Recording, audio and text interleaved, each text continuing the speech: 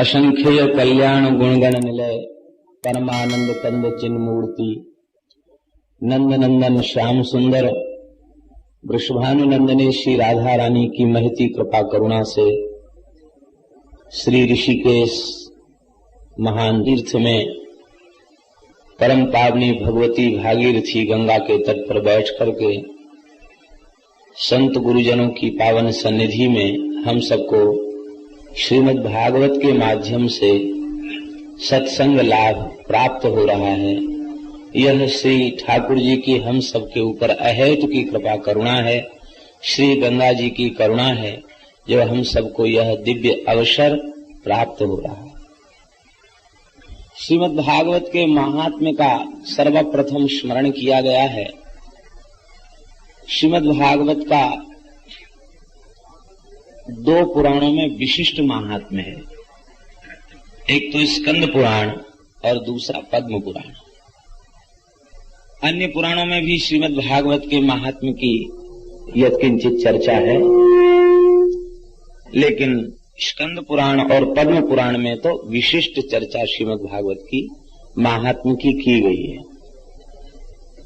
एक जिज्ञासा प्रायः चित्त में होती है। श्रीमद् भागवत के प्रथम स्कंध में यह निरूपण है, व्यास जी को 17 पुराणों की रचना करने के बाद भी, महाभारत को प्रकट करने के बाद भी संतोष नहीं हो रहा था।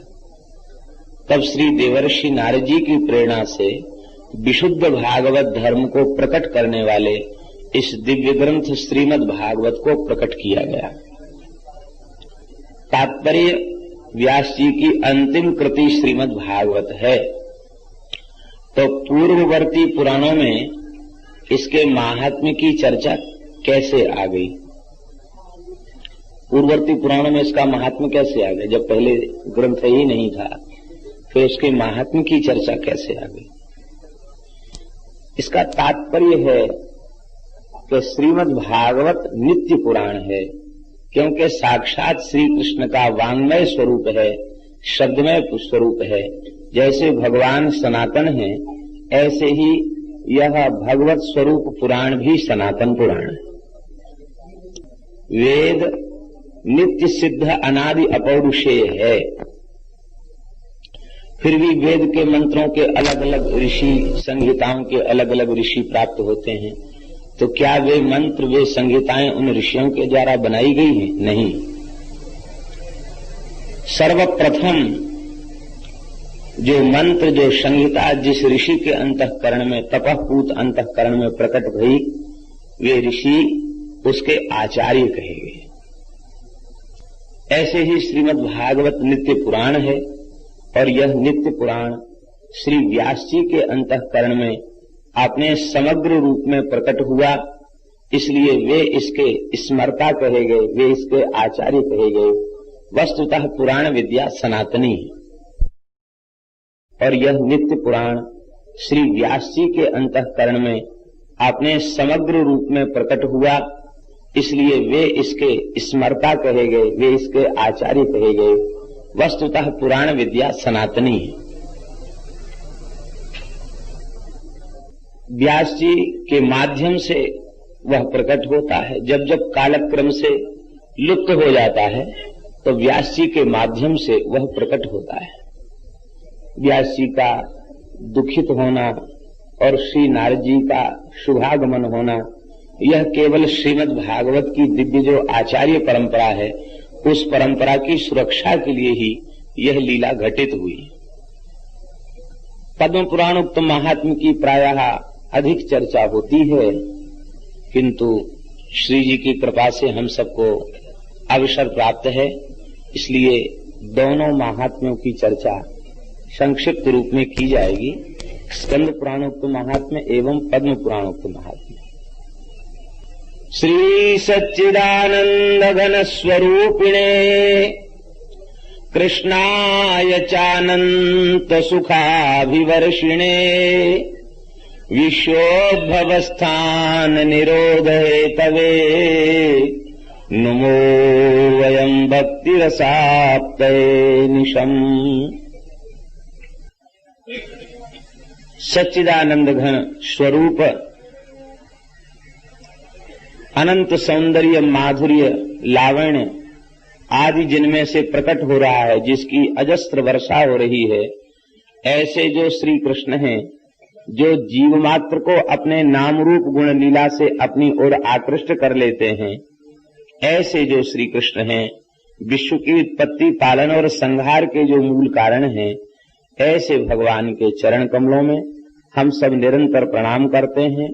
भक्ति रसाप्तये, भक्ति रस की प्राप्ति के लिए हम लोग, प्रेम रस की प्राप्ति के लिए हम लोग भगवान के चरणों में नमस्कार करते हैं। हम लोगों का बड़ा सौभाग्य है, स्थल विशेष की पवित्रता भी चित्त को प्रभावित किए बिना नहीं रह पाती। परम पवित्र स्थल है ऋषिकेश और श्री गंगा जी का तट है। कथा के लिए श्री गंगा का तट, श्री यमुना का तट ही सर्वोत्तम तट है। ये गंगा जी जल नहीं है, ये साक्षात द्रवीभूत ब्रह्म है। ब्रह्म द्रवेति विख्याते पापम मेहर जाह्नवी, ये द्रवीभूत ब्रह्म ही है। स्रोतसाम अस्मि जाह्नवी, ये साक्षात भगवान की विभूति है। इस रूप में हम सबके नेत्रों के समक्ष भगवान ही विराजमान है। या वै लसच्छ्री तुलसी विमिश्र कृष्णांघ्रिरेण्वभ्यधिकाम्बुनेत्री पुनातिलोकानुभयत्र शेषान् कस्तां न सेवेतमरीष्यमाणः। जिन गंगा जी के परम पावन दिव्य जल में श्री कृष्ण के चरण कमल का मकरंद ही प्रवाहित हो रहा है, भगवान के चरणों में चढ़ी हुई तुलसी, मंजरी, चंदन, यह सब दिव्य सुगंधि ही जिसमें प्रवाहित हो रही है। जो श्री गंगा ऊपर के लोगों को भी पवित्र करती है, सारी पृथ्वी को पवित्र करती है, ऐसी भगवती गंगा, कौन ऐसा मनुष्यमान प्राणी है जो इसका सेवन न करे। सभी लोग जानते हैं, मनुष्यमान शब्द में सानच प्रत्यय है जो वर्तमान कालिक क्रिया का बोध कराता है। इसका तात्पर्य वर्तमान क्षण में जो मृत्यु की ओर अग्रसर हो रहा है, ऐसा कौन शरीरधारी है जो गंगा जी का सेवन न करे। हम लोग जितने हैं ये सब मरणाभिमुख हैं, मरणशील हैं, म्रियमाण हैं, मनुष्यमाण हैं, मरने वाले हैं। हम सबका परम सौभाग्य संतों के परम आश्रय में श्री गंगा जी के तट पर बैठ करके गंग तरंग का अवलोकन करते हुए, संत वैष्णवों का दर्शन करते हुए भगवत भागवत चर्चा करने का सौभाग्य प्राप्त हो रहा है। प्रायः ऐसी प्रसिद्धि है कि श्रीमद् भागवत की सबसे पहली कथा सुखदेव जी के मुखारविंद से प्रकट भई और श्री राजर्षि परीक्षित जी ने उसको गंगा तट पर बैठकर श्रवण किया। किंतु स्कंद पुराणोक्त महात्म्य के अनुसार श्रीमद् भागवत की सबसे पहली कथा ब्रजमंडल में हुई, और वो भी श्री गिरिराज जी। ब्रजमंडल कमल है तो गिरिराज जी उसकी कर्णिका है। कमल के मध्य जैसे कर्णिका होती है, ऐसे ही गिरिराज जी ब्रजमंडल कमल है और श्री गिरिराज जी उसकी कर्णिका है। कर्णिका प्रदेश में ही, और कुसुम सरोवर जो है जहां कथा हुई है वो गिरिराज जी के एकदम मध्य में है। सप्तकोश गिरिराज में बिल्कुल मध्य में है। मध्य स्थल में श्री उद्धव जी के मुख से श्रीमद् भागवत की कथा का श्रवण वज्रनाभ जी ने किया, और कुछ समय तक परीक्षित जी ने भी श्रवण किया, और भगवान श्री कृष्ण की 16,000 रानी पटरानी भी वहां उपस्थित थी, 16,100। उन्होंने भी बैठ करके श्रीमद् भागवत का श्रवण किया। तो श्रीमद् भागवत का सर्वप्रथम प्राकट्य प्रादुर्भाव ब्रजमंडल में श्री गिरिराज जी की गोद में ही सबसे पहले श्रीमद् भागवत जी की चर्चा हुई। ब्राह्मणों के शाप से यदुवंश का क्षय हो गया। भगवान सर्वसमर्थ हैं, लेकिन सर्वसमर्थ होते हुए भी भगवान ने शाप को मेटा नहीं, शाप का अनुमोदन किया, क्योंकि भगवत इच्छा भगवत संकल्प से ही यह कार्य हुआ। भार उतारना चाहते थे भगवान। ब्राह्मणों की महिमा को बढ़ाने के लिए उनका अतिशय आदर करते हुए भगवान ने भी उस मूसल के अंतिम भाग को अपने चरण तल में स्वीकार किया। जरा नाम के व्याध ने बाण मारा तो ब्राह्मणों का आदर करने के लिए भगवान ने अपने चरण तल में उसे स्वीकार किया। यदुवंश का क्षय हो गया, किंतु दो महापुरुष ब्राह्मणों के शाप से बच गए। एक तो श्री महाभागवत उद्धव जी महाराज, उद्धव जी भी शाप से बच गए, और श्री बज्रनाभ जी महाराज भी शाप से बच गए। क्यों बच गए? ये भगवान का अनुग्रह है। श्री ठाकुर जी के कृपा कवच में जो सुरक्षित है, उसके ऊपर किसी का क्रोध, किसी का शाप, किसी का तप प्रभावी नहीं हो सकता। महान तपस्वी ऋषि दुर्वासा जी का क्रोध महाभागवत श्री अम्बरीश जी का अनिष्ट नहीं कर सका। तो ये दोनों महाभागवत हैं, इसलिए ये भगवान की कृपा कवच में सुरक्षित हैं, इसलिए ये दोनों महापुरुष बच गए।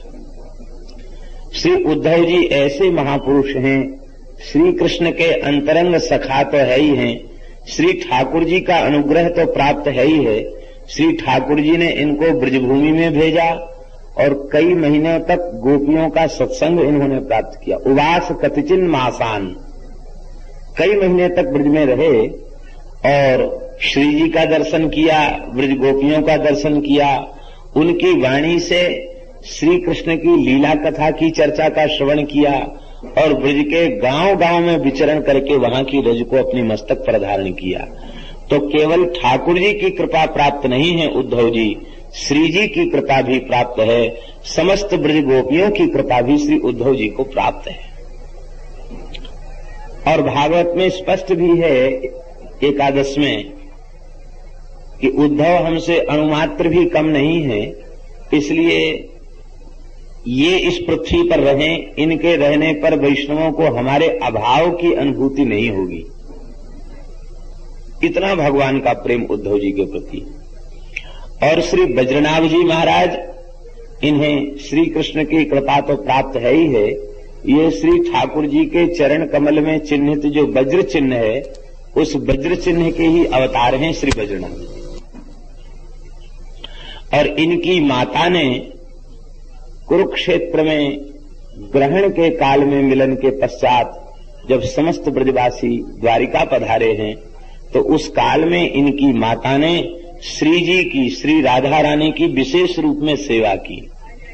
इस सेवा से लाडली जी प्रसन्न हो गई। ये तो करुणामयी हैं, करुणा प्रकट हो गई और कहा, बहू रानी, तुम्हारे गर्भ में इस समय जो बालक है वो ब्रजमंडल का राजा होगा, हमारे विलुप्त लीला क्षेत्रों को यह पुनः प्रकट करेगा, ब्राह्मणों का शाप इस पर प्रभावी नहीं होगा। तो श्री जी की कृपा से गर्भ में ही इनकी सुरक्षा हो गई। उसके बहुत बाद ब्राह्मणों का शाप यदुवंश के क्षय का लगा है, लेकिन श्री जी के अनुग्रह से बज्रनाभ जी गर्भ में ही सुरक्षित हो गए। ये श्री बज्रनाभ जी भगवान की लीला संवरण के पश्चात ब्रज में आए और परीक्षित महाराज इनके संबंध में पितृव्य लगते हैं, चाचा लगते हैं और ये भतीजे लगते हैं। तो चाचा जी के सहयोग से वे हस्तिनापुर से ब्रज में आए और ब्रज में उन्होंने देखा कि यहाँ एकदम निर्जन हो चुका है, यहाँ कोई जीव जंतु भी यहाँ नहीं है। तो बहुत आश्चर्य हुआ कि ये सब कहाँ चले गए। भगवान के लीला संवरण के पश्चात ब्रज में चींटी भी जीवित नहीं रही। क्योंकि सबके प्राण श्री कृष्ण में अटके हुए थे। जब तक ठाकुर जी की लीला पृथ्वी पर प्रकट है तब तक ब्रजवासी ब्रजमंडल में थे। अब जब श्री कृष्ण ही उन्होंने अपनी लीला का संवरण कर लिया तो अब हम रहकर क्या करेंगे। दर्शन की आशा में प्राण टिके हुए थे। उन समस्त ब्रजवासियों ने जो नित्य लीला के परिकर से ही प्रकट हुए थे, और जब भगवान ने अपनी व्यावहारिक लीला का संवरण कर लिया, नित्य लीला में प्रवेश कर लिया, तो बस ब्रजवासी भी भगवान की नित्य लीला में प्रविष्ट हो गए। यह नित्य लीला का धाम ब्रजमंडल है। यहाँ नित्य निरंतर श्री ठाकुर जी की लीला हो रही है, यही वे सब प्रविष्ट हो गए। तो दोनों को बड़ा आश्चर्य हुआ कि ये सब ब्रज निर्जन कैसे हो गया। चलें यहाँ किसी से पूछें। तो वहां यमुना के तट पर एक कुटी में एक महात्मा का दर्शन हुआ। ये महात्मा कौन है? ये महात्मा है श्री महर्षि शांडिल्य। ये श्री नंद बाबा के कुल पुरोहित हैं। श्री वृषभान जी के कुल पुरोहित हैं महर्षि भागुरी, और श्री नंद बाबा के कुल पुरोहित हैं महर्षि शांडिल्य। शांडिल्य महर्षि के चरणों में प्रणाम किया। महर्षि बाहर आए, कुटिया से बाहर आए, और उन्होंने श्री वज्रनाभ जी को, श्री परीक्षित जी को उत्तम आसन दिया। परम प्रेम पूर्वक उनसे वार्तालाप किया।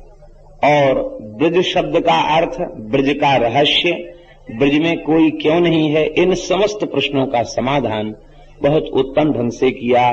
शांडिल्य उवाच श्रृणुतं दत्त चित्तौ मे रहस्यं ब्रज भूमिजं ब्रजनं व्याप्तिरित्युक्त्वा व्यापनात् ब्रज उच्यते।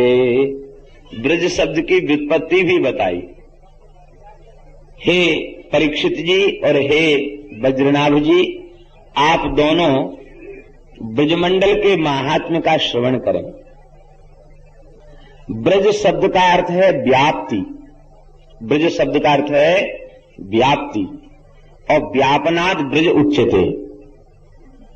व्याप्त होने से इसको ब्रज कहते हैं। व्याप्त अर्थात विभू, विभू होने से इसे ब्रज कहते हैं। हमारे समस्त संतों ने, वैष्णवाचार्यों ने चार के स्वरूप को नित्य माना है, शाश्वत माना है, सच्चिदानंदमय माना है, और चिन्मय माना है, व्यापक माना है। वे चार कौन कौन हैं? नाम, रूप, लीला और धाम। इन चार को शाश्वत माना है आचार्यों ने। तो धाम भी शाश्वत है। जैसे भगवान सर्वगत, सर्वरूप, सर्वमय है, ऐसे ही भगवान का धाम भी सर्वरूप है और सर्वमय है। हम आप सब जितने बैठे हैं ये सब ठाकुर जी के धाम हैं। आप कहेंगे कैसे? सबके हृदय में ठाकुर जी बैठे हैं कि नहीं? जहां श्री ठाकुर जी विराजमान हो वही तो धाम है। श्री ठाकुर जी की कृपा करुणा से हम लोग तो विचार कर सकते, विवेकशील विचारशील मनुष्य हैं। कीट पतंग पशु पक्षी इनका शरीर भी भगवान का धाम है, क्योंकि अंतर्यामी रूप से भगवान इनके भीतर भी विराजमान है। और केवल चर के भीतर ही विराजमान नहीं है, अचर के भीतर भी विराजमान है। जिसमें चेतना नहीं दिखाई पड़ रही उसमें भी भगवान विराजमान है। यदि उसमें भगवान विराजमान न होते तो खंभ से नृसिंह भगवान प्रकट कैसे होते? खंभा तो अचेतन है, अचेतन से भगवान प्रकट हो गए। तो भगवान का धाम व्याप्त, व्यापनात् ब्रज उच्यते। यह ब्रजमंडल कोई प्राकृत भूमि नहीं है। ये क्या है?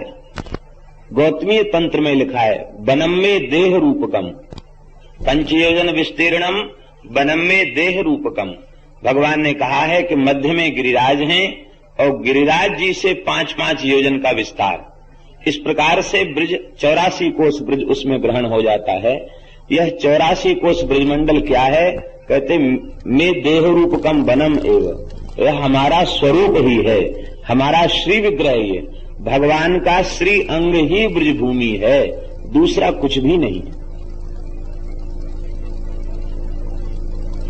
गुणातीत परब्रह्म जो श्री कृष्ण है वही ब्रज है, अर्थात जो ब्रज है वही श्री कृष्ण है और जो श्री कृष्ण है वही ब्रज है।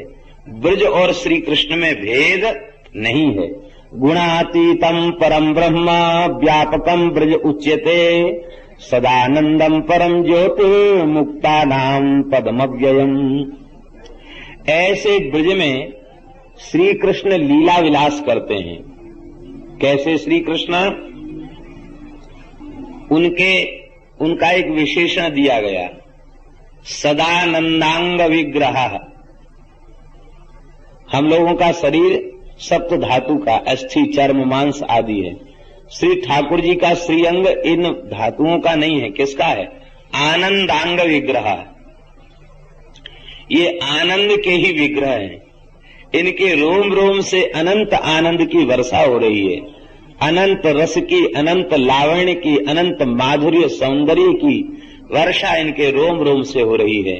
जैसे कोई मिश्री की बनी हुई वस्तु, उसका जिधर से आस्वादन किया जाए उधर से ही मीठी लगेगी, ऐसे ही ये आनंदांग विग्रह हैं। ये सब ओर से सुमिष्ट ही हैं, मीठे ही मीठे हैं। ऐसे भगवान निरंतर ब्रजमंडल में लीलायमान रहते हैं, निरंतर उनकी लीला होती रहती है। इसका तात्पर्य है कि ब्रज श्री कृष्ण है और ब्रज में श्री कृष्ण की निरंतर लीला हो रही है। इसका तात्पर्य है कि ब्रज से श्री कृष्ण भिन्न नहीं है और श्री कृष्ण से ब्रज भिन्न नहीं है। ब्रज में निरंतर श्री कृष्ण की लीला हो रही है। कोई युग, कोई काल, कोई समय उस लीला में बाधक नहीं है। लेकिन उस लीला का अनुभव कैसे होगा? सांडिल्य जी कहते प्रेमाप्तैः अनुभूयते।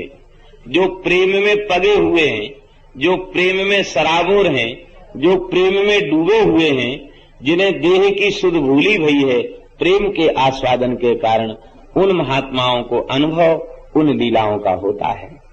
वे श्री कृष्ण, उनकी आत्मा कौन है, उनका प्राण कौन है? श्री शांडिल्य महर्षि कह रहे हैं, आत्मा तुराधिका तस्य तयैव रमणादसौ आत्मा रामतया प्राज्ञैः प्रोच्यते गूढ़वेदिभिः। जो प्राज्ञ हैं, विद्वान मनीषी हैं और गूढ़वेदी हैं। गूढ़वेदी माने स्थूलदर्शी नहीं, सूक्ष्मदर्शी। सूक्ष्माति सूक्ष्म रहस्य को, तत्व को जो भली भांति जानते हैं, ऐसे गूढ़ तत्व के ज्ञाता ऋषि मुनि महात्मा वे इस बात को जानते हैं कि ब्रजमंडल श्री कृष्ण का स्वरूप है, श्री कृष्ण ही परब्रह्म है और उनकी प्राण, उनकी आत्मा साक्षात श्री राधा रानी है। और उन श्री राधा रानी में वे निरंतर रमण करते रहते हैं, इसलिए आत्मा रामतया प्रोक्ता है। यही आत्माराम शब्द का अर्थ है। आत्मा माने श्री राधा और राम माने रमण करने वाले। अपनी आत्मा में रमण करने वाले भगवान श्री कृष्ण यही आत्माराम है, श्री राधा रमण है और भगवान ही आप्त काम है। आप्त काम का अर्थ क्या? पूर्ण काम। भगवान की कामना क्या है? कहते काम शब्द का अर्थ है कामना, अभिलाषा। और भगवान की अभिलाषा क्या है? स एकाकी न रमते। एकाकी भगवान रमण नहीं करते। किसके साथ रमण करते हैं? अपने प्राण प्यारे भक्तों के साथ रमण करते हैं। भक्तों के साथ भगवान लीला करते हैं। तो भगवान की कामना, भगवान की अभिलाषा यही है कि मैं निरंतर प्रेमियों के साथ रह करके और वे प्रेमी अपने भाव और प्रेम से मुझे आनंदित करें और मैं अपने नाम रूप लीला माधुरी से अपने प्रेमियों को आह्लादित आनंदित करूं। यही भगवान की अभिलाषा है। और यह अभिलाषा भगवान की कहाँ पूर्ण होती है? कहते यह अभिलाषा भगवान की ब्रज में आने से पूर्ण होती है, क्योंकि ब्रज में विशुद्ध प्रेमी हैं। विशुद्ध प्रेमी कौन है? जिन्हें श्री कृष्ण से कुछ नहीं चाहिए, वे ही विशुद्ध प्रेमी है। जिन्हें मोक्ष तक की अभिलाषा है वे विशुद्ध प्रेमी नहीं कहे जा सकते।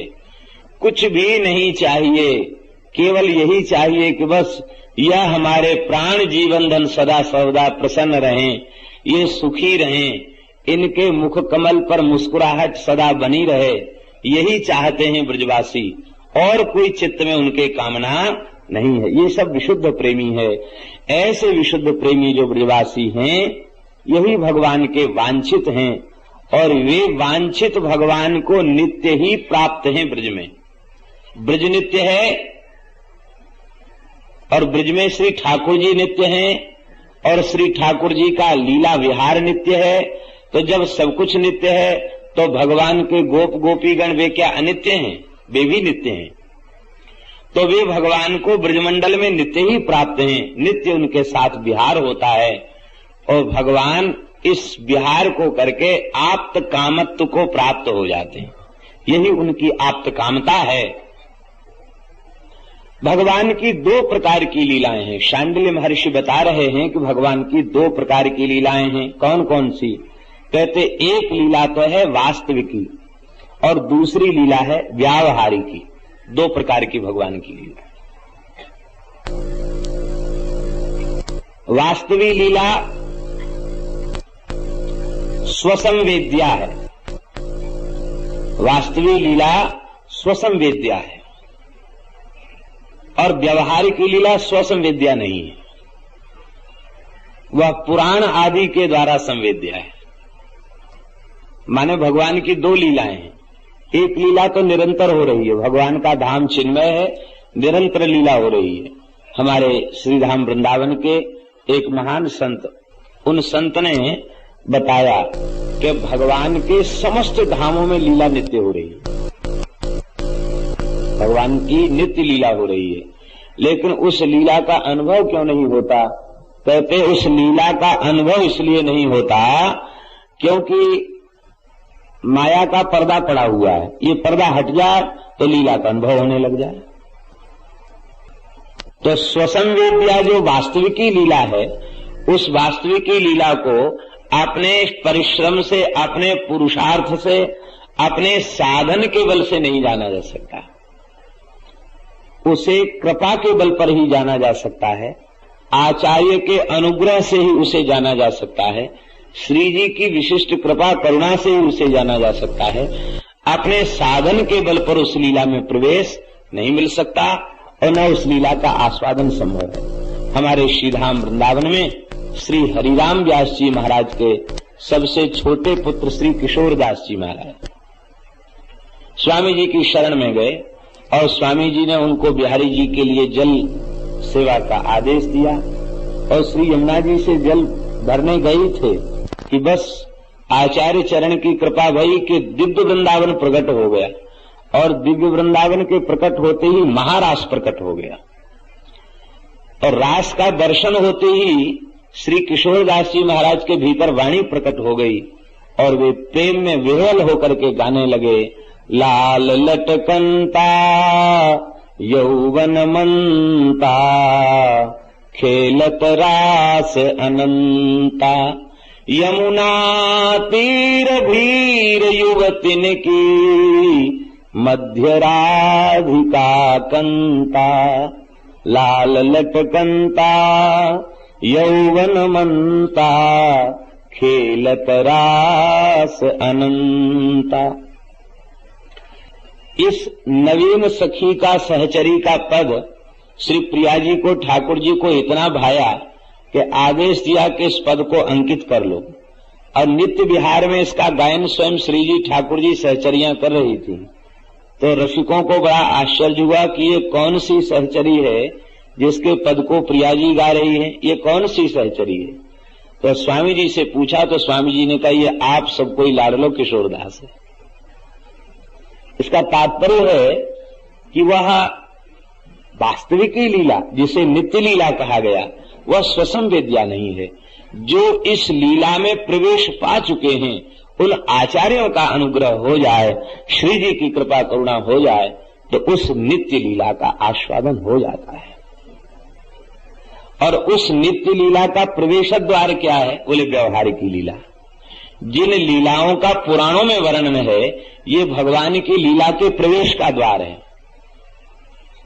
श्रीमद् भागवत में वर्णित जो चरित्र हैं, भगवान की लीला के प्रवेश का द्वार है। इनके श्रवण किए बिना चित्त में वह तन्मयता प्राप्त नहीं हो सकती जो तन्मयता भगवान की नित्य लीला के आस्वादन के लिए परमावश्यक है। जब शरीर और संसार की सुध बुध भूल जाएगी, प्रेम में हमारा चित्त सर्वथा डूब जाएगा, उसमें भगवान की उस स्वसंवेद्या नित्य लीला का स्वतः स्फुरण हो जाएगा, उसका अनुभव प्रगट होने लग जाएगा। वास्तविक तत्स्वसंवेद्या जीवानां व्यावहारिकी आद्यां विना द्वितीयानाद्यगा क्वचित। ये बहुत रहस्यपूर्ण बात है श्री शांडिल्य महर्षि की। कहते सामान्य जीव उनका अधिकार व्यावहारिक लीला में है। भगवान त्रेता में रामावतार लेते हैं, जो लीला करते हैं, व्यास वाल्मीकि आदि महर्षि उन लीलाओं का ग्रंथों में पुराणों में वर्णन करते हैं, वो लीला व्यवहारिक लीला है। और हम सब जीवों का अधिकार उसी लीला में है। और वह लीला आदि लीला, आदि माने स्वसंवेद्या नित्य लीला, नित्य विहार की लीला, नित्य लीला। तो वह भगवान की जो नित्य लीला है, वह नित्य लीला के बिना व्यवहार की लीला संभव नहीं है। क्योंकि नित्य विहार के जो स्वरूप है वही अवतार काल में प्रकट होकर के लीला करते हैं और फिर अपने स्वरूप में विराजमान हो जाते हैं। तो नित्य विहार, नित्य लीला के बिना, वास्तविक लीला के बिना व्यवहार की लीला संभव नहीं है।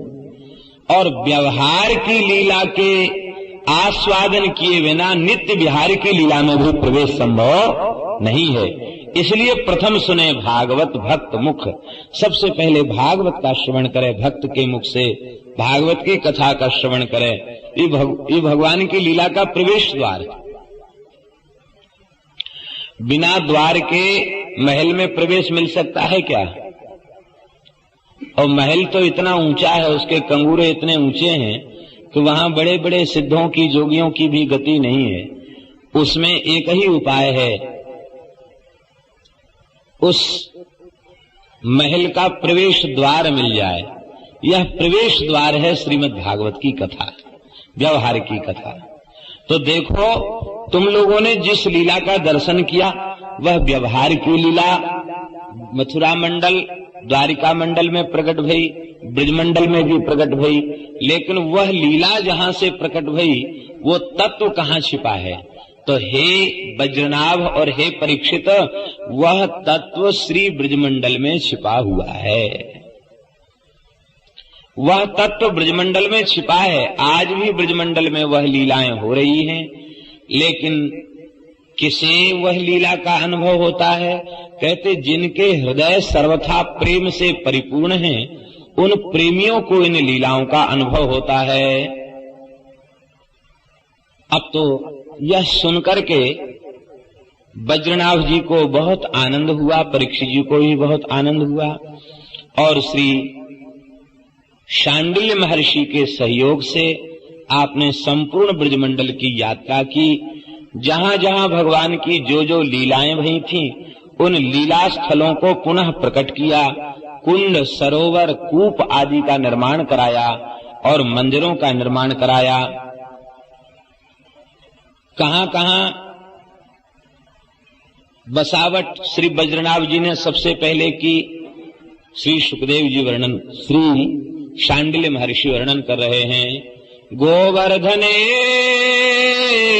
दीर्घपुरे मथुरायां महावने नंदिग्रामे बृहत्सानौ कार्या राज्य स्थितिस्त्वया। हे वज्रनाभ, अब तुम सबसे पहले यहाँ अपने राज्य को व्यवस्थित करो। गोवर्धन में, दीर्घपुर माने होता डीग, डीग का ही नाम है स्कंद पुराण में दीर्घपुर। दीर्घपुर में, मथुरा में, महावन माने गोकुल में, और नंदिग्राम माने नंदगांव, और बृहत्सानु माने बरसाना। इनमें तुम लीला का विस्तार, अपने गांव नगर आदि का विस्तार करो। नदी, द्रोणी, कुंड, कुंज आदि उन सब का तुम सेवन करो, सबकी सेवा करो, तो तुम भगवान के अतिशय प्रिय बन जाओगे। देखो, ये बड़ी रहस्य की बात है। भगवान का प्रिय बनना हो तो भगवान के लीला के धाम की सेवा करो। कुंज की सेवा, लता पता की सेवा, श्री यमुना जी की सेवा, इनकी सेवा ही भगवान की प्रियता को प्रदान कर देती है। और जब तुम प्रेम पूर्वक ब्रजमंडल की सेवा करोगे तो तुम्हें अपनी दादियों के साथ, अपनी माताओं के साथ तुम्हें ब्रजभूमि के रहस्य का ज्ञान हो जाएगा। इस प्रकार से शांडिल्य महर्षि ने ब्रजभूमि के रहस्य का बोध कराया है। इधर इंद्रप्रस्थ से कुछ प्रजा को लाकर के ब्रज में बसाया गया है और ब्रज में पुनः जगह जगह कुंड कूर्पादि पूर्तेन शिवादि स्थापनेन च, ये कुंड सरोवर सब बज्रनाभ जी के द्वारा पहले बनवाए गए श्री कृष्ण के परम धाम गमन के पश्चात, और शिवादि स्थापनेन च, गोविंद हरिदेव आदि स्वरूपों की स्थापना की। गोविंद हरिदेव आदि स्वरूपारोपणेन च, स्कंद पुराण में नाम है गोविंद और हरिदेव, दो का नाम है। और आदि शब्द से अन्य विग्रहों की भी स्थापना की है। बलदेव, केशवदेव आदि इन विग्रहों की भी श्री बज्रनाभ जी ने स्थापना की है। और भूतेश्वर, गोपेश्वर, चक्रेश्वर, कामेश्वर, नंदेश्वर आदि शिवलिंगों की भी स्थापना ब्रजमंडल में उन्होंने की है। एक दिन की बात है, भगवान की जो रानियां हैं जो भौमासुर के कारागार में निरुद्ध थी और जिनके साथ भगवान ने एक मुहूर्त में विवाह किया है, वे सब भगवान की जो रानी पट रानी हैं, उन्होंने एक दिन श्री यमुना जी का दर्शन किया। यमुना जी बड़ी प्रसन्न थी, अतिशय आनंद में विह्वल थी यमुना जी। यमुना जी का स्वरूप और श्याम सुंदर का स्वरूप एक जैसा है। श्याम श्री अंग है श्री यमुना जी का। दूर से तो इन रानियों को यह अनुभव हुआ, क्या प्राण प्रीतम श्री कृष्ण आ गए क्या, लेकिन निकट में पहुंचकर उन्हें अनुभव हुआ कि नहीं, ये तो हमारी ज्येष्ठा भगवान की चौथी पट्ट रानी श्री यमुना जी है। भगवान की रानियों ने प्रणाम करके एक प्रश्न पूछा, बोले जैसे हम सब श्री कृष्ण की पत्नी हैं, ऐसे ही आप भी तो श्री कृष्ण की पत्नी हैं, लेकिन वयम विरह दुखार्ता तन्न कालिंदी तद्वद, हम तो विरह से व्यथित हो रही हैं और आप एकदम प्रसन्न हैं, इसका क्या कारण है? क्या श्याम सुंदर का विरह आपको व्याप्त नहीं है क्या? आप इतनी प्रसन्न क्यों हैं? श्री यमुना जी ने उत्तर दिया, श्री यमुना महारानी की। आत्मा रामस्य कृष्णस्य ध्रुवमात्मास्ति राधिका, तस्या दास्य प्रभावेन विरहोस्मान्न संस्पृशेत। आत्मा राम श्री कृष्ण की आत्मा निश्चित ही श्री राधा रानी है और उन राधा रानी की दास्यता हमने स्वीकार कर ली है, इसलिए हमें विरह का स्पर्श भी होता नहीं है। इसका तात्पर्य है श्री जी की करुणा जिसके ऊपर हो जाए उसको प्रियतम श्री कृष्ण का विरह कभी होता नहीं है, क्योंकि श्री जी तो उनकी आत्मा है और आत्मा से क्या देह भिन्न होता है? नहीं होता। देखो, आत्मा साक्षात श्री राधा रानी है और वे निरंतर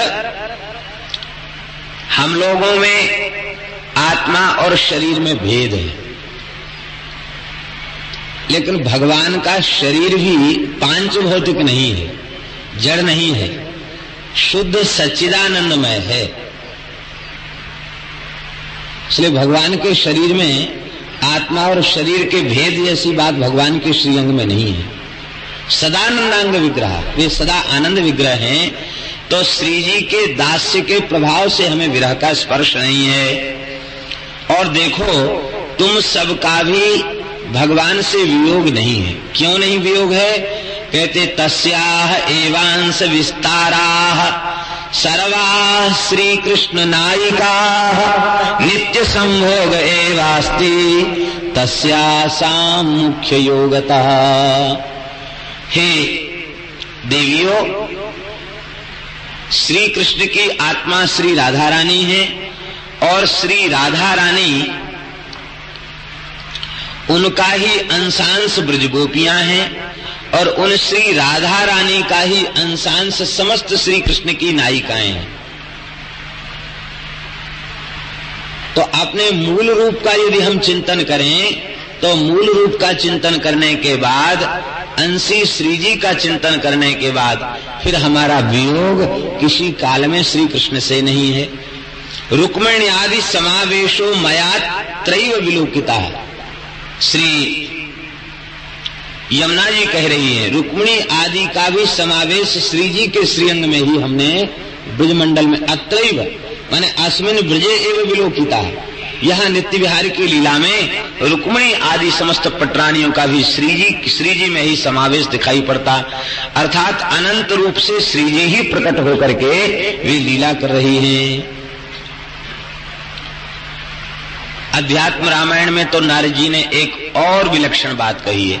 नारद जी महाराज कहते हैं स्तुति करते हुए राम जी की, कि पुल्लिंग वाचक जितने शब्द हैं वे सब हे रघुनाथ जी आपके वाचक हैं। स्त्रीलिंग संज्ञक जितने शब्द हैं वे सब श्री जानकी जी के वाचक हैं। ऐसे आप युगल को हमारा नमस्कार। नारद जी ने तो मूल रूप में तुम सब उनसे भिन्न नहीं हो। हरिशरण एक विशेष बात कही, यदि ऐसी बात है श्री कृष्ण से श्री राधा का वियोग नहीं और श्री राधा रानी से हमारा वियोग नहीं, इसलिए हमारा श्री कृष्ण से भी वियोग नहीं है। यदि यही सत्य सिद्धांत है तो श्री ठाकुर जी को लेने के लिए अक्रूर जी पधारे और अक्रूर जी जब लेके गए तो श्री जी ने बहुत विलाप किया और ब्रज गोपियों ने विलाप किया और ब्रज के संतों ने भी ब्रज की दशा का बड़ा विलक्षण विलक्षण वर्णन किया है। ब्रज के विरही लोग विचारे, बिन गोपाल ठगे से ठाणे अति दुर्बल तनकारे, बहुत मार्मिक वर्णन किया है। तो वह विरह क्या था? जब नित्य संयोग ही है, वियोग है ही नहीं, तो विरह क्यों हुआ फिर? श्री यमुना जी उत्तर दे रही हैं, भगवान का विरह नहीं है, ये तो हम लोगों के अनुभव में आ रहा था कि वह विरह की लीला थी। विरहाभास एवासीत उद्धवेन समाहितः। वो विरह नहीं था, विरहाभास था, विरह नहीं था। क्योंकि श्री कृष्ण ब्रज के बाहर जाते नहीं, वहां नित्य लीला होती है, तो विरह कहां से आया? विरह नहीं था। तब क्या था? कहते विरह का आभास था। आप लोग कहेंगे विरहाभास भी क्यों था? विरह नहीं था, विरहाभास था, तो विरहाभास भी क्यों था? विरहाभास इसलिए था कि वह विरहाभास न होता तो भगवान के दिव्य प्रेम का प्राकट्य कैसे होता? गोपियों के दिव्य प्रेम का प्रादुर्भाव कैसे होता? वह प्रेम सब संतों के, प्रेमियों के, वैष्णवों के, रसिकों के आस्वादन का विषय कैसे बनता? वंदे नंद ब्रज स्त्रीणाम पाद रेणुम अभीक्षसः यासाम हरिकथोद्गीतम पुनाति भुवनत्रयम्। तो यदि वो विरहाभास वाली लीला न होती तो त्रिभुवन को पवित्र करने वाले गोपियों के पवित्र प्रेम से सने हुए उद्गार कैसे प्रकट होते, भगवान की लीला कैसे प्रकट होती, और उस सबको कह सुन करके हम कैसे उसका आस्वादन करते। श्री भरत जी की कोटि के जो प्रेमी हैं उनसे क्या श्री रघुनाथ जी का वियोग है? लेकिन नहीं, यदि वह लीला प्रकट न होती तो प्रेम का स्वरूप क्या है इसको कौन जानता? प्रेम का स्वरूप का परिचय ही नहीं मिल सकता था। तो गोपियों का जो विरहाभास है, श्री जी का जो विरहाभास है वह दिव्य चिन्मय प्रेम के प्रादुर्भाव के लिए ही यह लीला भई है। वस्तुतः भगवान की यह नित्य लीला ब्रजमंडल में होती रहती है। अब तो भगवान की जो पत्नियां हैं वे अतिशय प्रसन्न हो गईं और उन्होंने कहा कि उद्धव जी ने समाधान किया था और देखो अब आप कृपा करके ऐसी कृपा करुणा करें कि हम भी उद्धव जी की वाणी से श्री कृष्ण का चरित्र सुनकर उनके स्वरूप को जान जाएं, श्री जी के स्वरूप को जान जाएं, ब्रजमंडल की वास्तविक महिमा को जान जाएं और हमें भी ऐसी कृपा प्रदान कराइए कि हमारा भी वियोग कभी इस श्याम सुंदर से न हो, अपने पति से हमारा कभी वियोग न हो। उद्धव जी कृपा करके सुनावे तब संभव है। भागवत का श्रवण करो तो तुम सबका भगवान की नित्य लीला में प्रवेश हो जाएगा और जब नित्य लीला में प्रवेश हो जाएगा तो फिर कभी विरह होगा नहीं, फिर कभी वियोग होगा नहीं। अब उद्धव जी को भगवान ने भागवत का ज्ञान दिया। उद्धव जी तो चले गए हैं बद्री नारायण में। हम लोग ठीक बद्री नारायण भगवान के सन्मुख विराजमान हैं। यह उत्तर दिशा है और इसी दिशा में श्री बद्री नारायण भगवान विराजमान हैं और उसी दिशा से श्री गंगा जी इधर आ रही हैं। भगवान के दास तो भगवान के सन्मुख विराजमान है, आप सब लोग भगवान बद्री नारायण की अंक में विराजमान हैं। यही भाव है इस तट पर यहां बैठने का। हरिशरणम। उद्धव जी का कैसे आवाहन हो? यमुना जी ने कहा कि भगवान जैसे नित्य हैं ऐसे ही भगवत प्राप्त भक्त भी नित्य ही होते हैं। भगवान ने तो स्पष्ट कहा न मे भक्तः प्रणश्यति, भक्त भी नित्य होता है। भगवान व्याप्त है, भक्त भी व्याप्त है। वे ब्रज के बाहर नहीं है उद्धव जी, यही उनको पुकारो वे प्रकट हो जाएंगे। वैष्णव का प्राण भगवान नाम है। नाम जहां प्रकट होगा वहां वैष्णव आह्लाद पूर्वक वहां दौड़े भय चले जाएंगे। ये नाम की महिमा है, नाम का आकर्षण। तो सब लोग गिरिराज जी की सन्निधि में चलकर भगवान नाम संकीर्तन करें, श्री उद्धव जी पधारेंगे। यमुना जी ने कहा हमें विश्वास है उद्धव जी प्रकट होकर दर्शन देंगे। अब तो 16,100 रानियां, वज्रनाभ जी, परीक्षित जी महाराज, समस्त ब्रजवासी गिरिराज जी के निकट पहुंचे। कहा? गोवर्धन गिरि निकटे सखी स्थले तद रजः कामः तत्रत्यांकुरवल्ली रूपेणास्ते स उद्धवो नूनम। आर्याचंद है।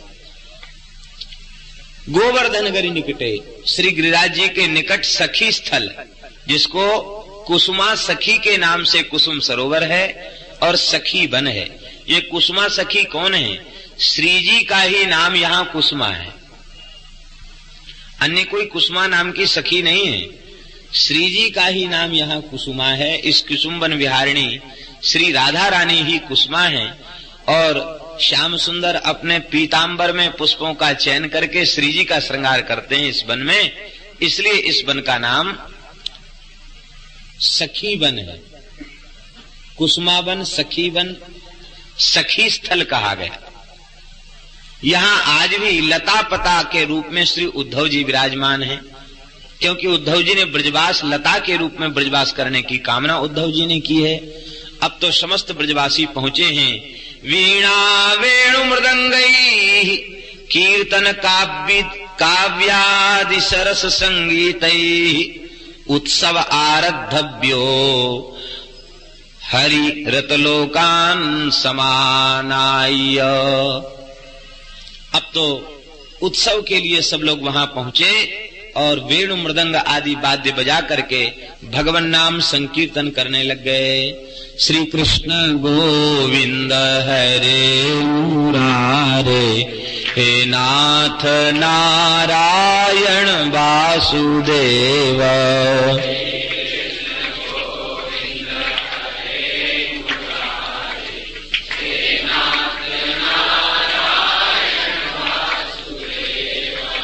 श्री कृष्ण गोविंद हरे मुरारे, हे नाथ नारायण वासुदेव।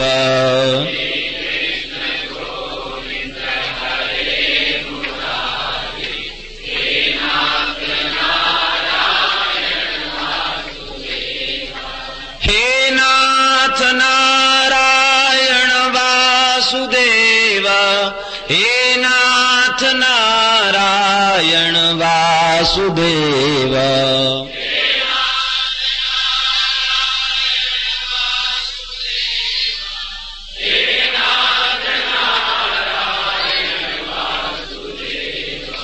हे नाथ नारायण वासुदेव, हे नाथ नारायण वासुदेव।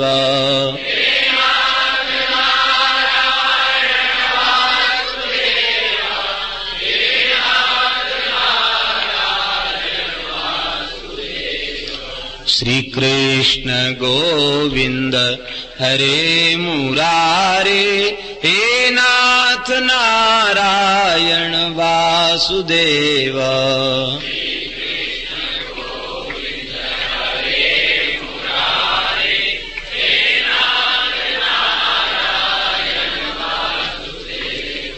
इतना अद्भुत कीर्तन हुआ, सबके हृदय प्रेम में सराबोर थे, सबके हृदय में आर्त भाव प्रकट हो गया।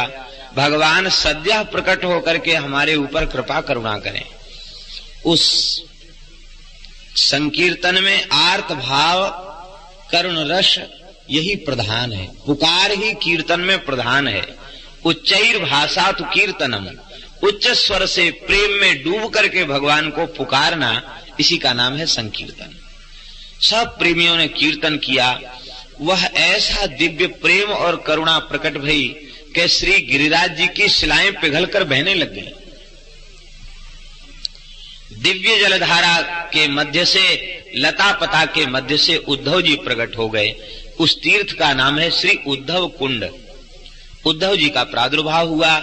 कैसे श्री उद्धव जी प्रकट भय हैं? गुंजा मालाधर गायन वल्लवी वल्लभम मुहुः, तदा गमन तोरे जे भृशम संकीर्तनोत्सवः। गुंजा मालाधारी, पीतांबर धारी, आजानुलंबित भुजा वाले, कमरदल के समान विशाल नेत्रों वाले से उद्धव जी भगवान नाम संकीर्तन करते हुए उद्धव जी प्रकट हो गए। उनके प्रकट होते ही संकीर्तन की शोभा अतिशय बढ़ गई। श्री उद्धव जी का सबने पूजन किया। उद्धव जी ने परीक्षित जी को उस समय हृदय से लगाया और हृदय से लगा करके कहा कि राजन, तुम धन्य हो जो श्री कृष्ण संकीर्तन महोत्सव में इतने प्रेम में विह्वल होकर कीर्तन कर रहे हो, तुम धन्य हो। हृदय से उनको लगाया है।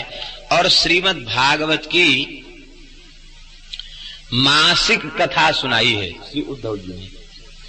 1 महीने में कथा सुनाई है, मासिक पारायण सुनाया है। और उस मासिक पारायण को सुनकर के सबके हृदय में अतिशय आनंद हुआ है। श्रीमद् भागवत के महात्म्य का वर्णन करते हुए श्री उद्धव जी महाराज ने कहा, श्रीमद् भागवतम शास्त्रम यत्र भागवतैर्यदा कीर्त्यते श्रूयते चापि श्री कृष्ण तत्र निश्चितम। भागवतों के द्वारा जहाँ भागवत की चर्चा होती है, श्री कृष्ण की कथा लीला की चर्चा होती है, निश्चित ही श्री कृष्ण वहाँ साक्षात विराजते हैं।